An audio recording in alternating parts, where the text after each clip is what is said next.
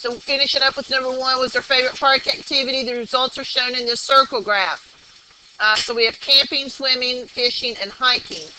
It says, which of the following is closest to the number of these 200 visitors who said hiking was their favorite activity? When you look in your circle graph, what part of that circle is hiking?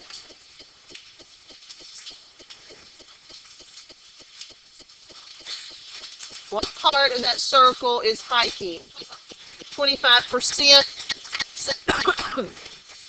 So it's 25%, and because my total was 200, I'm just going to multiply these.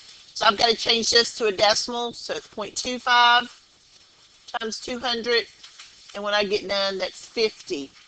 Now, the other way for me to write 25% was 1/4, so if I did it as a fraction, still the same thing. When you multiply your top and your bottom and then divide, you still get 50. I would on a piece of notebook paper. Number 2, if Kara's budget is $300, how much more did she spend on food than clothing? For number 2, you could do this 2 different ways. You could first find out how much money she spent on food. So that was 20% of the $300 was spent on food. So when I do that, I get $60. And the clothing was 15%. And I want to find out the amount she spent on that. So change that to a decimal and then multiply. So I get 45 for clothing, 60 for food. And it said how much more did she spend on food? So then I would take 60 and subtract the 45 to get $15. Okay, that's one way. The second way was I could have subtracted my percentages first. So 20% minus 15% left me 5%. So 5% of $300. I want to change again to a decimal and then multiply. And when I do, I still get $15. Okay, so either way would have gotten your answer based upon how much more food than clothing. Number 3, it said Phil surveyed 40 students about their favorite color. The circle graph shows the results. Identify two colors that together could represent the results of a group of exactly 20 students. Well, if 40 was my total and 20 was how many he wanted to group together, that would be half of his total, right? So I need to represent half of the circle. So what 2 colors together would consist of half of that circle? Shelby? Green and yellow. Anybody got a different one? Abigail? Green and red, and I got one more. Kaylee? Pink and yellow, or pink and... No. Now, pink and red together would only make me 25%. Naomi? Pink and green. So green's going to have to go. That's why I kept asking. Green can interchange with either yellow, red, or pink, because the yellow, red, and pink are all the same size. So as long as I had green and yellow, green and red, or green and pink, my answer would still be the same, okay? On number 4, it says Mr. Walker surveyed 24 students. He asked each student to rate a television show. The results are shown in the circle graph. Which fraction of students best represents those who rate the show as above average? Well, when he looked at his circle, his above average was like this section here. Now, this section here would represent 1/4, right? Well, now that above average is a little bit more than 1/4, so which one of those fractions is just a little more than 1/4? Ella? C, 1/3. Because if you think of those as decimals, okay, 0.75 was quite a bit different from a little bit more than 0.25, okay? B was 1/5, which is 0.2, that's less. 1/3 is 0.33, and 2/3 is 0.66. So 1/3 would have been the best answer for number 4. When you go into number 5, it says students were asked what fruit they liked the most. When I look at my circle graph, what fruit was liked the most? Bananas were. So when I look in my tables, Is there any I can eliminate? Okay, Nevaeh, what can you eliminate? YA. Okay, so bananas were more in group A. Anybody else got one they can do? Okay, Naomi? YC. Okay, so oranges was represented more in C, and we know that's not true by our circle graph. And Abigail D?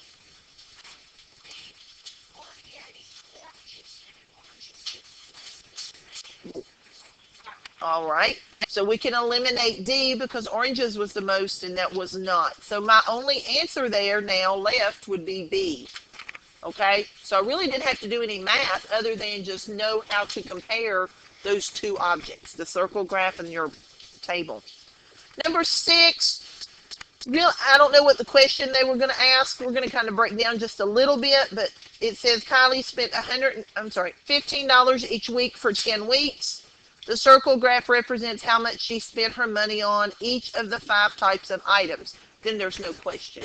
So I don't know if they wanted us to figure out how much money she wanted to spend on each one or what. That's what we're going to go with right now. What was the total amount of money that she spent for the week? $15 a week. Now, if she did that for 10 weeks, what would I get? So together, it was $150. I don't know why I did that little heartbeat looking thing up there. Okay, so $150. Now, if I wanted to break those down, like clothing was 35% of that. So we're going to take 35% and times it by 150. So that would be 0.35 times 15. I'm sorry, 150. And what do you get? 52.5. Now we're talking about money, so let's add that extra place out there. Okay, so she spent $52.50 a month, okay, on her clothing. Okay, or for the 10 weeks. Okay, and then you would break that down for all the others. Okay, you could do snacks the same way. This time it was 15%. So we're going to take as 0.15 times 150. 22.50 is how much money she spent on snacks. And then you could do all that. I didn't know what question they were trying to ask us, okay? But that would be how you could find out how much money she spent, okay? On number 7, again, we're going to look at the chart and then figure out which graph is represented. Now, if you notice, all the graphs change to percents. And so remember, to find your total of your percents, and I'm just writing down my totals from my column of the money spent. I'm going to find this total out, okay? Now, this is the total. Well, actually, when I add up, it's 100. So these are going to convert straight over to percents because we know percent is always over 100, right? Okay, now, if this was a different number, let's say it was 205, okay? Remember, you would take your total of whatever category you want, divided it by your total, times it by 100, and it would convert it to a percent for you, okay? So everybody remember that? Take one part, divide it by total, and okay, like I said, though, this time it was 100%, so it matched up pretty quickly. So if we look at food of 40%, is there any I can eliminate very quickly because the food was not represented 40%, Caitlin?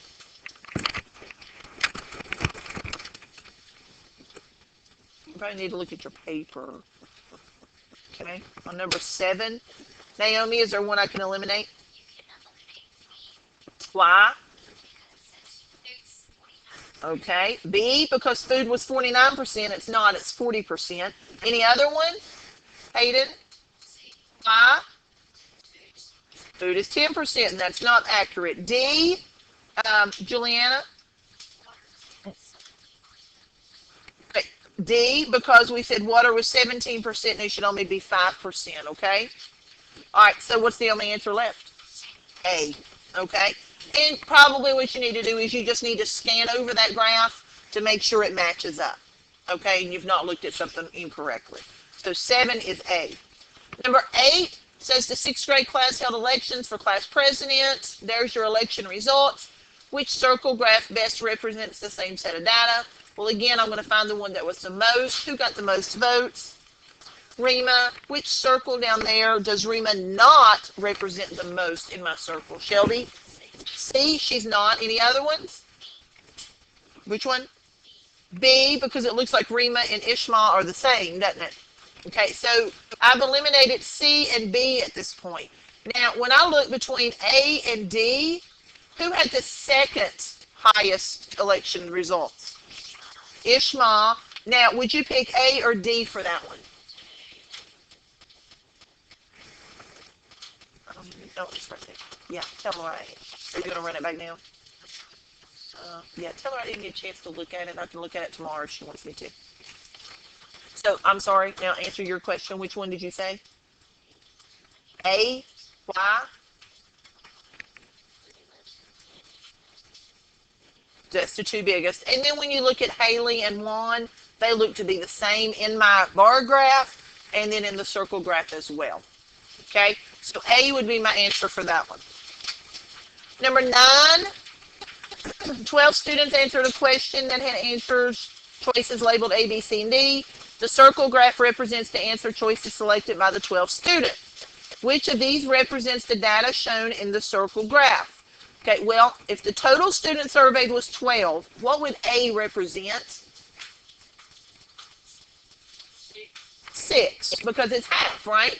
Now, let's look down between our choices and our tables down there, A, B, C, and D. What do you notice about the key? Each circle represents 2 students. So, would I pick C as my answer because there are 6 A's down there? No, because that actually represents 12 students. Does everybody see that? A, however, there's 3 circles, so 3 times 2 is 6, so that represents 6 students. And so A is my answer. You would look at B, C, and D as well to see if those kind of evened up where you felt they were. Okay? Number 10, circle graph represents the amount of time Elsa spent on homework, which identify each bar graph, so we may have more than one, that could represent the same set of data.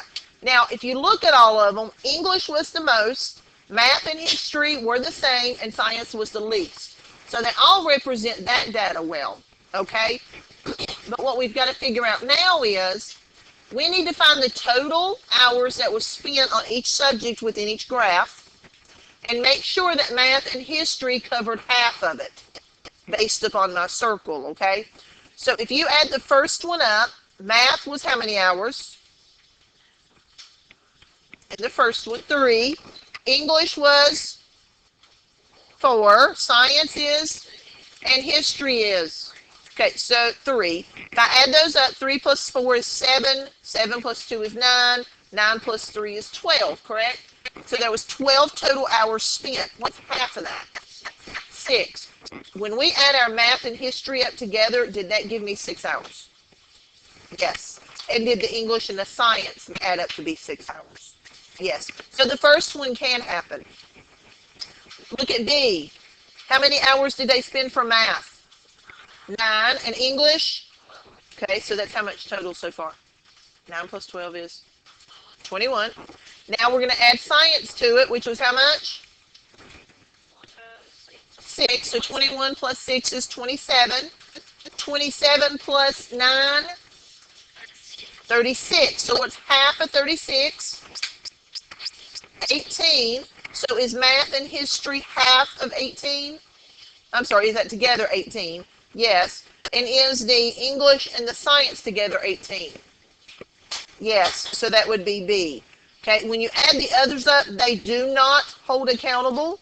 Okay. So my answer is A and B for that choice. Anybody have a question on that one? Okay, now we're moving to 615.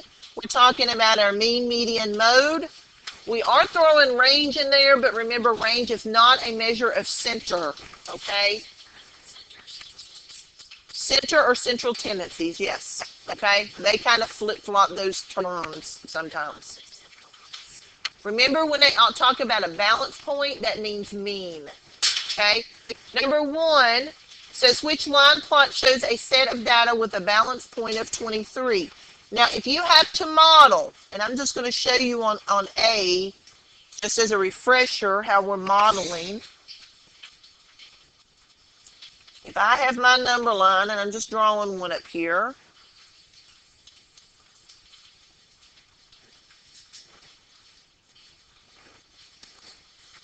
oops, that should be over 21. Okay. Now, if I ask you to move the balance point, remember you're taking your lowest and your highest and you're moving them toward the center. So I'm going to get rid of this one and move him one in, which means I take my largest one out and move it in one. Then I go back and do it again, okay? Move the lowest. So now my lowest is 21. My highest is 26. And I just continue moving the lowest and the highest, okay, until I have no more points. They're all stacked up on each other, okay? Now, that's how you model the balance point. How I would suggest you go ahead and do this is write down the numbers that's represented by your X's, add them together, and divide by 5. This one's 5 because I have 5 numbers, okay? And then when I finish, by finding the average, that's your balance point. So A is your balance point for number 1. Well, that is the mean. Median, no. Not for balance point. Okay? Number 2, again, they're asking you which one appears to be your mean. Well, your mean on this one was 3. You're going to add all those up, divide it by 9. Okay? You have to include 0 as a set of data. Even though 0, when it gets added, does not change your answer, but it is an answer within your data. So you have to count 0 as a number, okay? Number 3, the list shows the number of text messages 5 friends sent last week. 13, 60, 61, 63, 64. Which one is the most appropriate measure of center? Well, remember, mean is when all your numbers are grouped together, okay? Median is when all your numbers are grouped together, but you might have an outlier, which is a number either really, really low or really, really high from your group. Mode is going to be best when you have a group together, but you have one number that's really being repeated more than the other numbers, okay? Now, so based on the set of data you have there, which one are you going to use? D, you're going to use the median because 13 is much lower than the other numbers. Number 4, the daily temperature at Susan's house was recorded in the table. Which measure of center is most appropriate? Well, which one am I going to eliminate real quick because it's not even a measure of center? Range, okay? So now, which one is the most appropriate, Ellen? The mean, which is D. They're grouped fairly close together. Okay? All right, now we're on to 616. Now we're talking about probability. This is probably what scares y'all the most, probably, okay, is that probability. Remember, probability, you've got to multiply, not add, okay? And that probably needs to be in your book bag because we're not supposed to have electronics of any device down in this room. Okay, so number 4 was D. Okay. All right, on this one, Taquina reached into a drawer containing 5 blue socks, 5 black socks. She pulls out a blue sock. While still holding that sock, she reaches in and grabs another sock. Would this be an example of independent or dependent? Ellie? Dependent. Remember, dependent is when I do not replace something and it changes what I started with for the first draw to the second draw. Okay? So if you have a bowl of fruit on your counter this morning and you eat a piece of it, okay, that piece is gone. So now this afternoon, okay, your fruit choices have changed because of what you ate this morning. Okay? So same thing with that sock. I held it out, so her choices are changing. So that's dependent. Then it says, what is the probability of grabbing 2 blue socks? Okay, well, the probability of her drawing a first blue sock is 5 out of 10. because there's 5 blue socks out of the total 10. Then she keeps a blue sock, draws again, so this time it's 4 out of 9. Okay? Now, I can reduce if I want to. Makes it a little easier to multiply beforehand. Okay? I get, 4 out of 9, 4 out of 18. And then I can reduce again by 2. So that gives me 2 over 9. Now, if I didn't want to reduce, I could have multiplied up here. Would have been the same. I noticed both of them end in 0, so that it can decrease by 10. So I still get 2 over 9 as my probability. Either way. Okay? Number 2 says, Randy, you have calculating the probability that it will rain on Saturday and be sunny on Sunday. How would these two events be described? We're not getting into the whole scientific part of it, the cold fronts that comes in, the warm fronts. Yes, those probably play some part in meteorologists determining what tomorrow is going to be, but there's really no connection. Okay, so those two things are independent. Okay.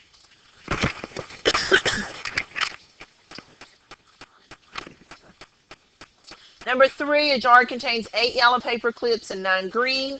Paper clip is selected, not replaced, and then another one picked. Are these independent or dependent?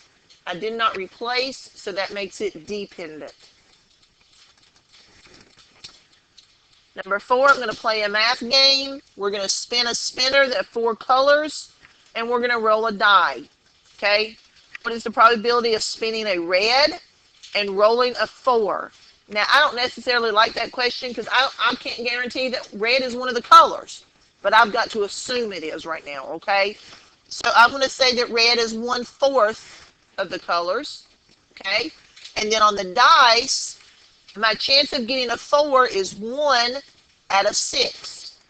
Do not put a 4 here, okay? When you put a 4 up here, you're saying that there are 4 number 4s on a dice. Okay, everybody see my difference? That's the biggest mistake you'll make is right there. Now multiply your top, multiply your bottom, and you get 1 over 24, which is D.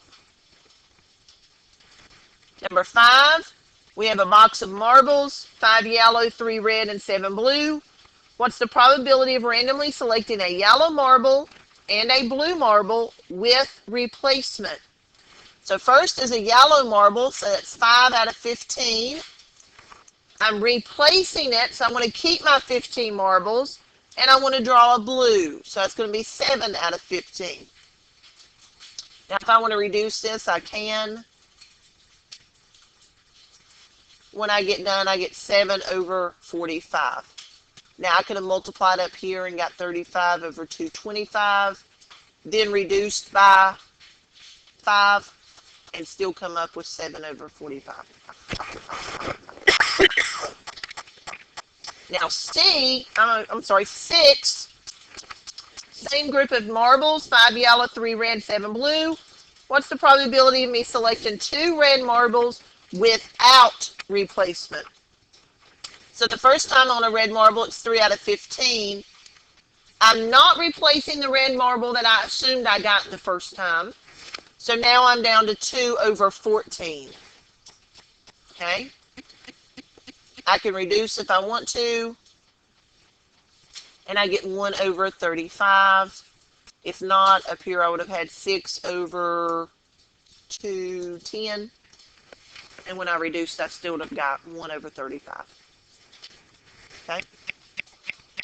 Number 7, I have a wallet contains a penny, 2 dimes, 4 nickels, and 2 quarters. What is the probability of picking a penny and a nickel without replacement? My penny would be 1 out of 9. Then I'm going to pick a nickel, which is 4 out of 8. Because remember, I did not replace the penny I found. Now this is 4 over 72. And I can reduce by 4, and I get 1/18. I could have reduced over here if I wanted to first. And still got 1/18. Any question on that?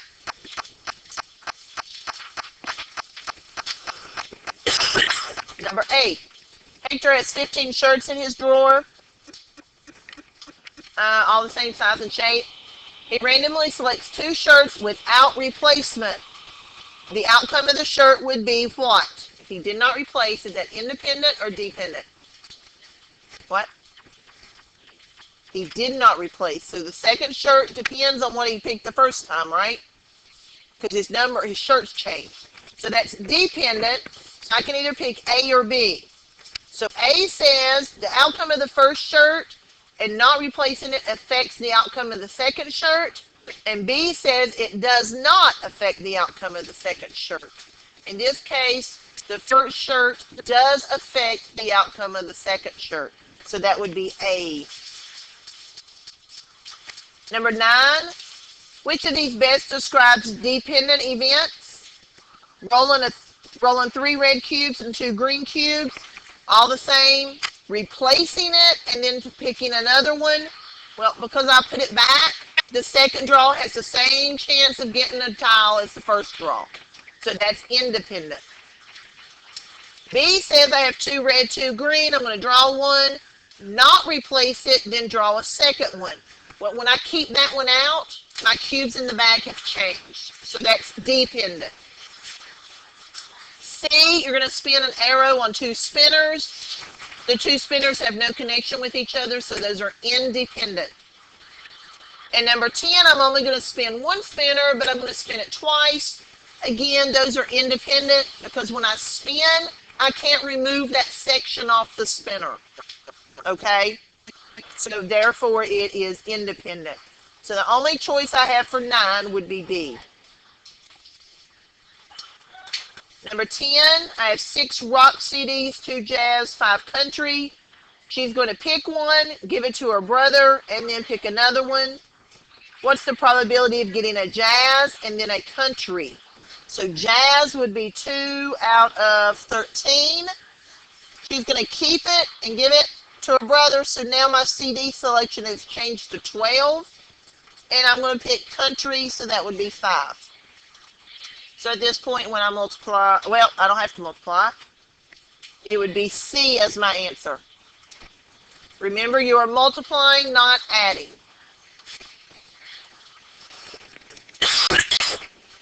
Number 11. Lee rolls a fair number cube. Remember, that's just a standard dice. Okay? 1 through 6, 2 times. She lands on 6 both times. Are these situations dependent or independent? I'm rolling a dice twice. Is that dependent or independent? Independent, because I do not remove anything off the dice once I roll it. So it's independent. Now, does the first outcome affect the second outcome, or does it not affect the second outcome? It does not. So D would be my answer for number 11. Number 12, we have a selection of drinks and desserts. You can only pick 1 drink and 1 dessert. So how many total combinations do they have for drinks and dessert then? How many drink choices do I have? How many dessert choices? So I'm going to multiply that. So there's a combination of 8 choices I can get. Okay? Now, what's the probability she's going to get a water and an apple pie? How many choices can she get a water and an apple pie? 1, and it would be out of 8 combinations. So it would be 1/8. Number 13, teacher's going to select 2 people for the student council out of the different lists. What's the probability of her getting Sally and Jim? Sally is 1/3. Jim is 1/2. So when I multiply, I get 1/6. Any question on that one?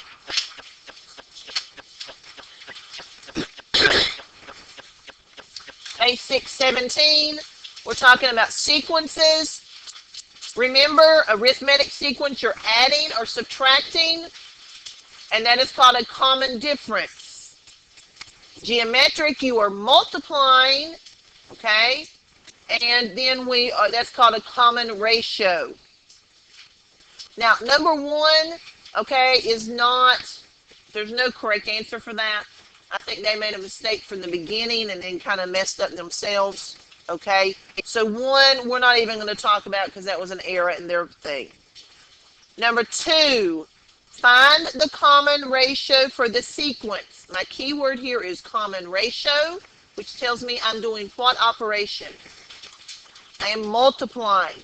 So now I want to look at my pattern, and what am I going to be multiplying by? 2, because I want to be timesing by 2. Okay? Number 3 says extend the geometric sequence to the 6th term. Well, because I'm going down, I know I'm either subtracting or dividing. Okay, which one am I doing? I'm really dividing by 5. Now, what's the other way I can write dividing by 5 as a multiply? Multiply by the reciprocal. So these two things are the same statement. Okay? Now, if they ask you what the common ratio was, do not tell me 5. Because remember, geometric is always multiplying. It would be 1/5. Okay? Yes. Okay? Now, they want you to continue on to the 6th term. What's 125 divided by 5? And what's 25 divided by 5? And 5 divided by 5? Now, that's my 6th term. So my answer was 1 for number 3. Okay? Number 4, I haven't completed the arithmetic pattern. Arithmetic tells me I'm doing what? I'm adding. And he wants to continue and find the 7th number. So what am I doing between 1 and 4? Now, adding 3. You need to make sure that holds true. 4 plus 3, does that give you 7? And does 7 plus 3 give you 10? Okay, now I want to continue. So what's 10 plus 3? 13 plus 3? 16 plus 3? And that should be my 7th term if I count. So 19 is your answer. Number 5. The first 5 terms of a sequence are shown. What is the common difference between these numbers? Common difference tells you you are adding or subtracting. Now, what are you doing between 4 and 10? Adding what? Now, did that hold true between each term? Yes. You need to check them to make sure. And so my answer for the common difference is B, 6. Number 6 says Cal used a certain rule to create the geometric pattern 3, 12, 48, 192, and 768. Which of these patterns follows the same rule as Cal? So I need to find this rule. So what am I doing between 3 and 12? Multiplying by 4. 12 to 48. Okay. So each one of those do hold true by timesing by 4. So I need to find another pattern that's timesing by 4. So which one would that be? A. 1, 4, 16, 64, 256. And timesing by 4. Okay. Number 7. Look at the sequence below. You have 17 and 1/2, 22, 26 and 1/2, 31. It says identify each term that will appear in the sequence when extended. So I need to extend this pattern on out until it's after 72. Okay, because 72 was my largest number. Now, what's the pattern between 17 and 1/2 and 22? Nope. Nope. 4 and 1/2. So 22 to 26 and 1/2, again, is 4 and 1/2. 26 and 1/2 to 31 and 1/2 is 4 and 1/2. Okay, so I'm going to continue that pattern on out. So what is 31 plus 4 and 1/2? 35 and 1/2 plus 4 and 1/2? 40. What's 40 plus 4 and 1/2? Okay, 44 and 1/2 plus 4 and 1/2? 49 plus 4 and 1/2?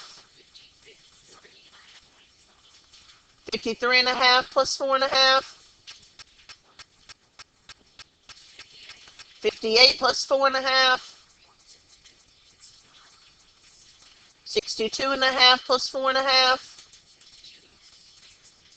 67 plus 4.5. 71.5 plus 4.5. Be 76. Okay, now 76 puts me over the 72 mark, so I need to stop there. Which of the following ones are in this sequence? 40 is, 58, and 67. Those are the three numbers that are within my sequence. Okay? Number 8, the square pattern represents the terms in sequence. So my first term, how many squares? In the second term, third term, fourth term. So there's, what am I doing between 1 and 2, 2 and 4, and 4 and 8? Times it by 2. So let's continue this out until after the 11th term. So 4 times 2 is 16 times 2.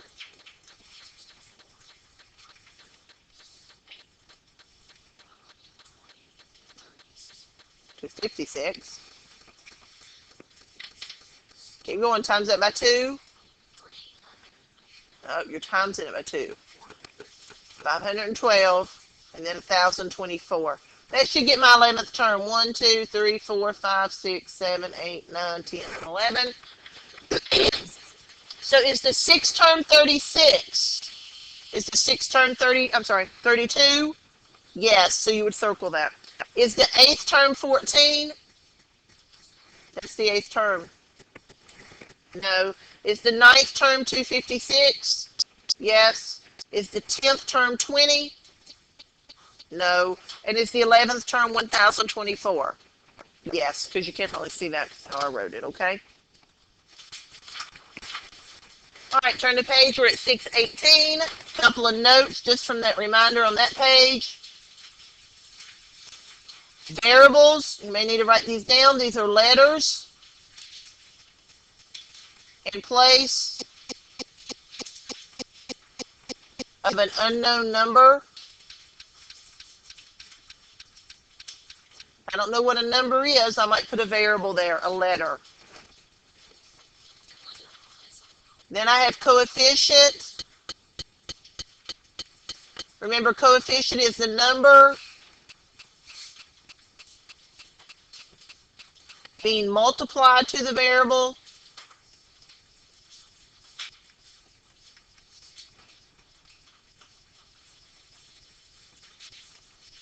Like 3x. 3 is my coefficient. What if I just have y? What's the coefficient there? 1. Remember, it's understood to be 1. Okay?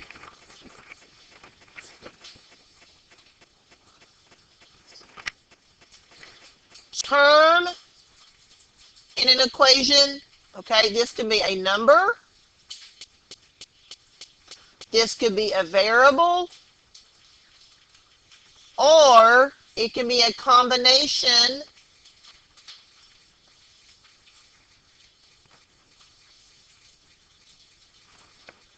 of number and variable.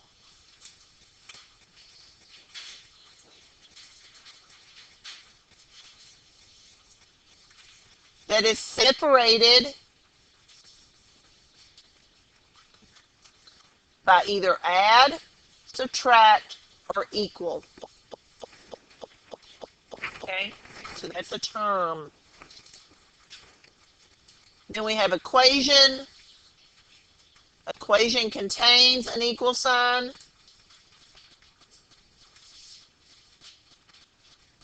An expression is just a math statement. There is no measurement of equal or inequality to something else, okay?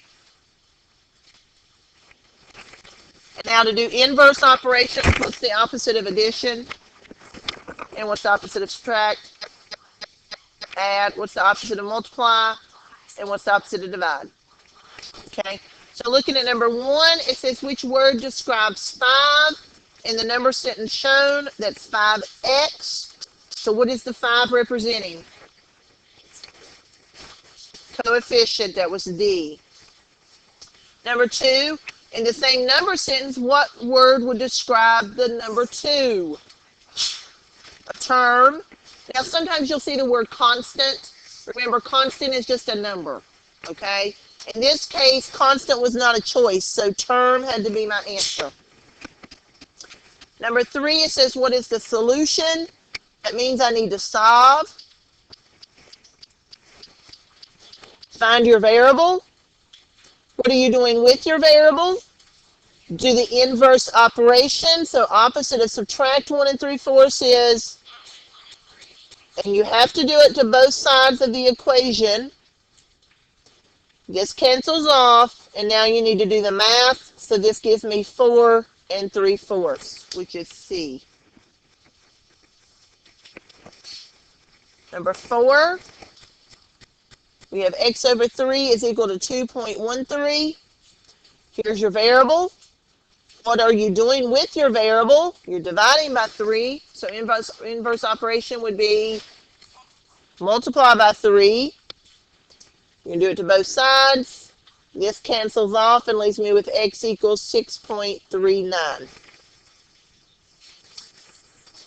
Number 5 says list all the variables in the following number sentence. So we have x, y, z, a, and b. I do not have to put x twice. Okay? So those are all variables.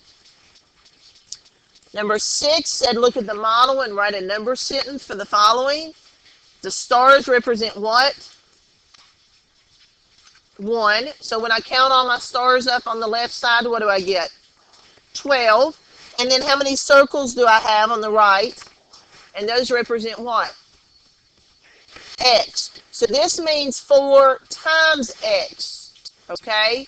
Because I have 4 x's. That means multiply. So my equation here would be C. X, Y, Z, A, and B. Now number 7, they gave us a drawing, and they may actually ask you to use the model to solve the answer.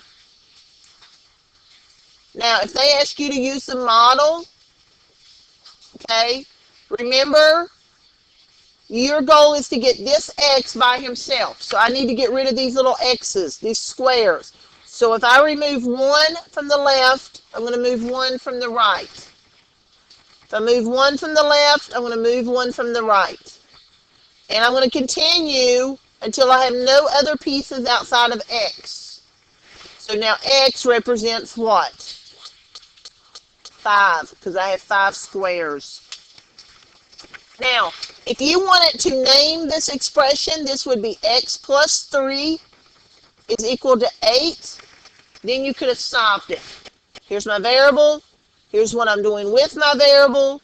Do the inverse operation and do the math, and you would have gotten x equals 5. Either way. On number 8, it said identify each number sentence in which m equals 8. And that would make those statements true. So when you have a statement, you're going to replace m with 8. So this looks like 8 divided by 2. Is that 4? So that first one works. What is 8 divided by 16?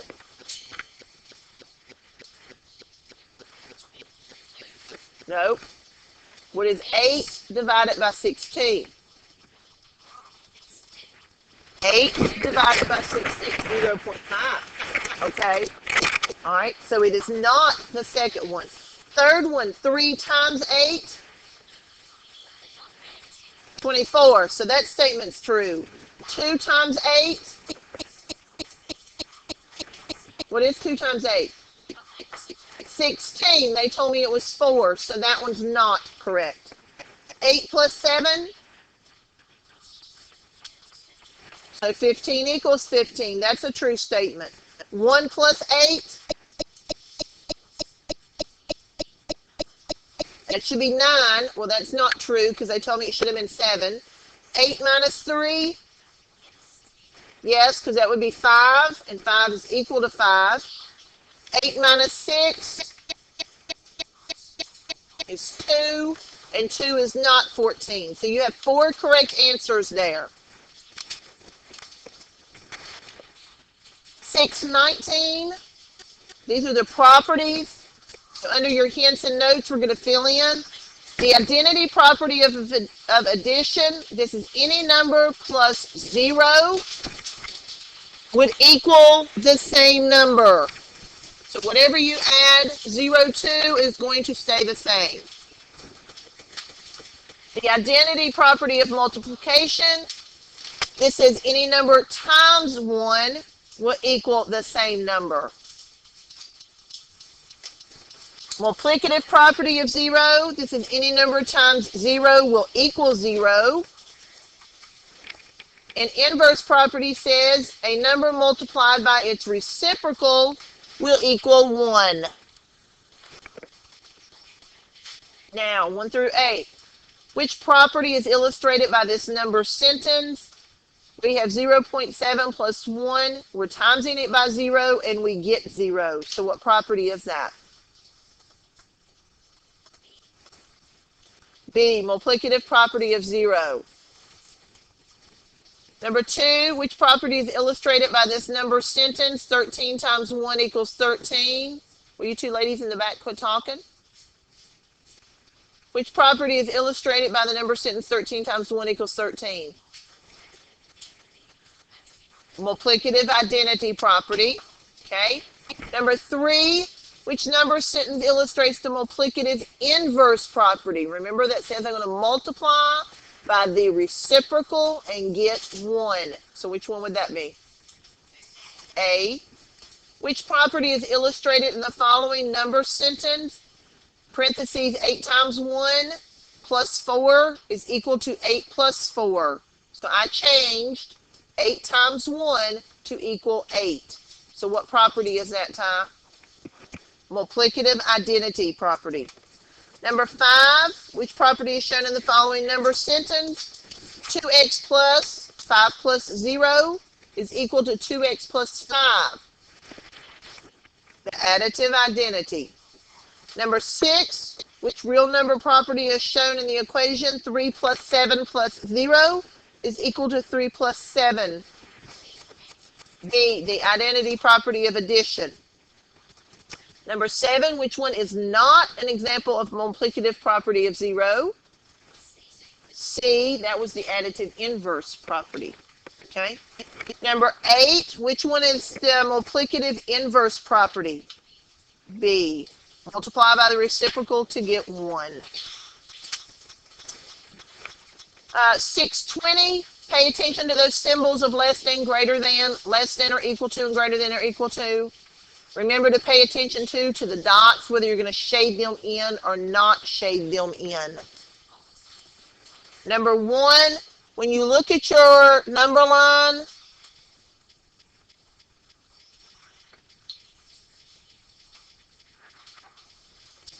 okay, you're always going to put your variable first if possible. The number that was circled is the number you're referring to. Now, if you put your variable first, you're going to point the arrow in the direction that this shaded. The end arrow was pointing this way, so my arrow in my inequality points that way. Now, it's underlined because this was shaded in. So now when I look at my choice, that is B. B. Number 2, they gave me the equation 1 is greater than or equal to n. I would like to change this so my variable comes first. So I need to put n and 1, and I also need to flip this. So now he looks like n is less than or equal to 1. So you're going to circle 1, you're going to shade it in, and you are going to shade to the left, which is D. D.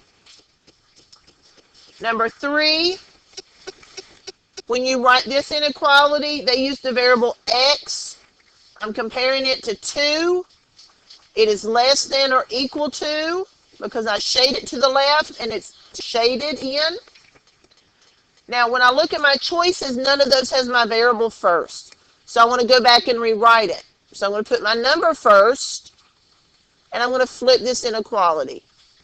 So now I want D as my answer. D. Number 4, You're going to circle -3. You're going to shade to the left, and you're going to leave your dot open, so that would be C. C. Number 5, ask you to graph the inequality. So when you make your number line, you're going to circle 13. It's going to be shaded in because of the or equal to, and I'm going to shade to the left. And then 6, 0 is less than x. When I flip this is x is greater than 0. So on my number line, I'm going to circle 0. I am not shading it in, and I want numbers that are greater, so I'm going to shade to the right.